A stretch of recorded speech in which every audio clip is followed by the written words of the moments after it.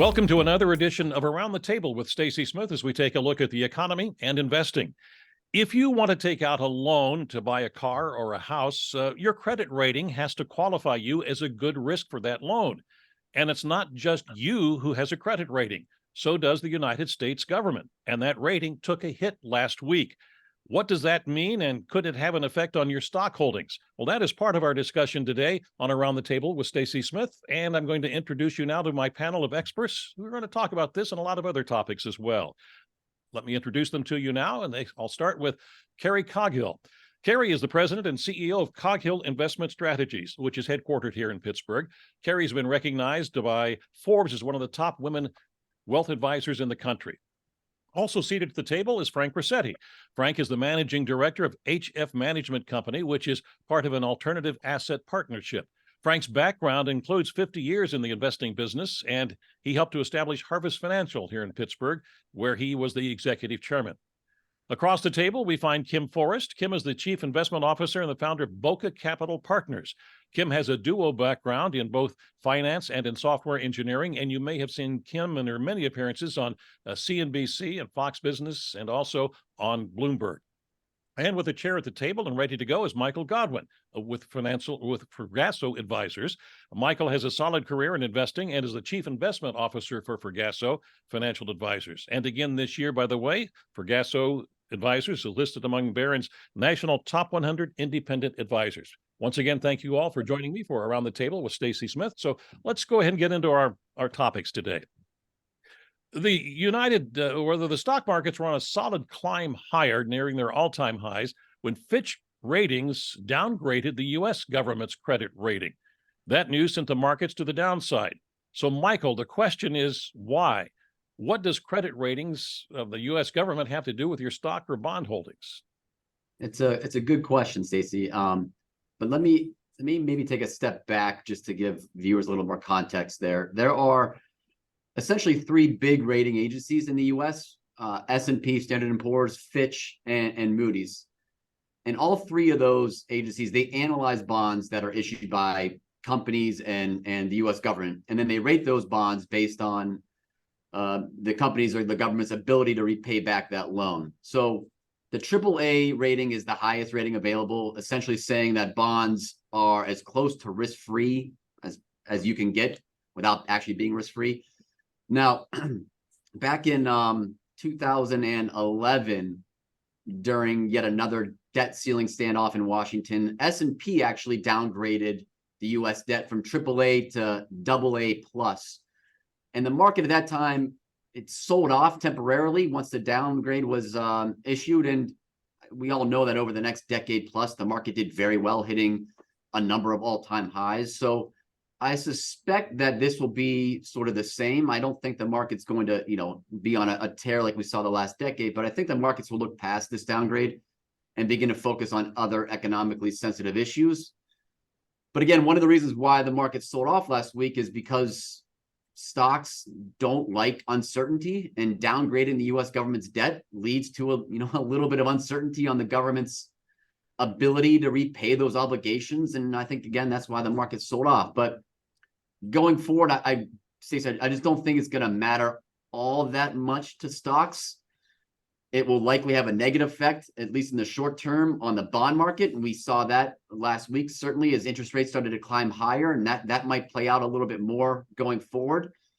But again, that's from a market standpoint. I don't want to get into too much hot water with the viewers by bringing politics into it. But, both of the downgrades, the one last week and the one in 2011, it just stemmed from self-inflicting wounds in Washington, right? These people who somehow we've elected on both sides of the aisle just can't get out of their own way sometimes. And I think they're playing a dangerous game with the country's finances longer term. So, if I can interrupt you just for a second, Fitch noted that when it made its thing. Fact is, it gave kind of a warning a couple of months ago, didn't it? That things don't start to get better in Washington, they're going to have to downgrade. They did, and and they held true to the word. So good for Fitch. It's just I don't want to get into politics too much unless you really want me to. But the political divisiveness in Washington is one where nobody really wants to give up any ground because they might look weak in their own constituents' eyes. And both Democrats and Republicans held their ground too much, and again, it ends up costing the U.S. a debt downgrade, which, you know, the U.S. is still the you can argue the best house in a bad neighborhood from a debt standpoint, right? I mean, we are still the foremost, the aforementioned best house in that bad neighborhood, because we're still looked at as the most able to repay our debts. But at some point, that could come back and bite you, and I think that's the dangerous game that politicians are playing right now. All right. Yeah, I would say that, you know, this downgrade is definitely something to pay attention to. Come the fall, you know, we all think that everything is all well and good since we resolved the debt ceiling issue not so long ago. But one of the things as we look forward, and Fitch is looking forward to, is the spending bill. And that is going to happen at I think, September 30th. We don't have a budget. So when you look at the next potential government shutdown, we're actually looking only a couple of months away. If our political system, if the Republicans and Democrats can't come up with some sort of an appropriations. Now, the other thing, so that's kind of the short-term factor. But one of the other things that no one's really talking about, as far as I can see, is that with interest rates going up, now all of a sudden, our country's interest payments have skyrocketed. So what is that going to mean when it comes to further budget discussions and funding needs? So, you know, I think that we have to wait and see how the economy plays out and how the economy may offset some of these increased interest expenses, for example, for the US. But you know, there's a reason for it. We get it. And we want to continue to watch how economically and politically things will unfold as we head into the last part of the year. I'll take a mathy kind of view at this problem. One of the reasons why Fitch downgraded us, even though we are the US, we are the world's reserve currency, which means if you want to do business, you probably have to buy dollars. If you're doing business across borders, but also Fitch also called ratios compared to other large economies are completely out of whack. So what that essentially says is we have way too much debt, and as Carrie points out, paying way too much interest, and that detracts from the government's ability to do its job. And I think that everyone needs to pay attention to that.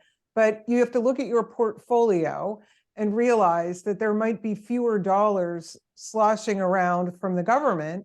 And if you have some holdings that are dependent on those, on growth from government revenues, you really have to pay attention and maybe trim those things back while you have the chance. All right, Frank, we want to wrap it up for us? Since Mike brought up politics, I'm going to regurgitate something a journalist wrote about 100 years ago.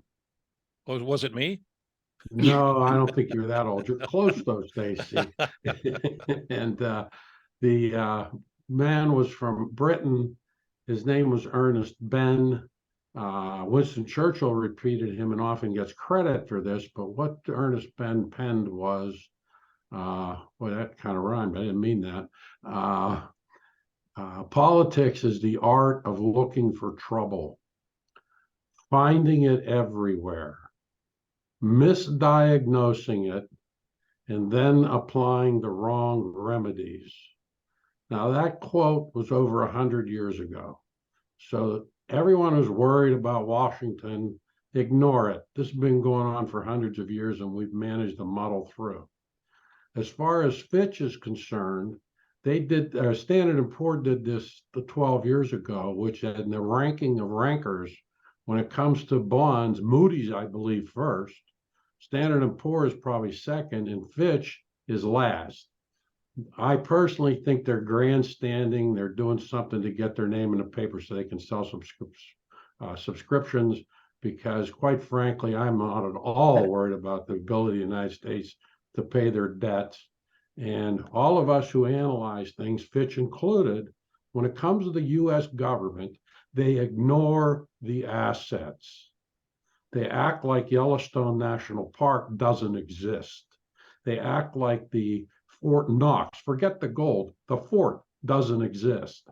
They act like the White House and the Capitol building in Washington, D.C., in total, pretty much, or much of it, at every federal office building and post office around the country isn't there. These are assets. They have value, and my suspicion is they are worth more than the national debt. Okay. And if they were a corporation, nobody'd be worried about it at all because they'd be counting that stuff.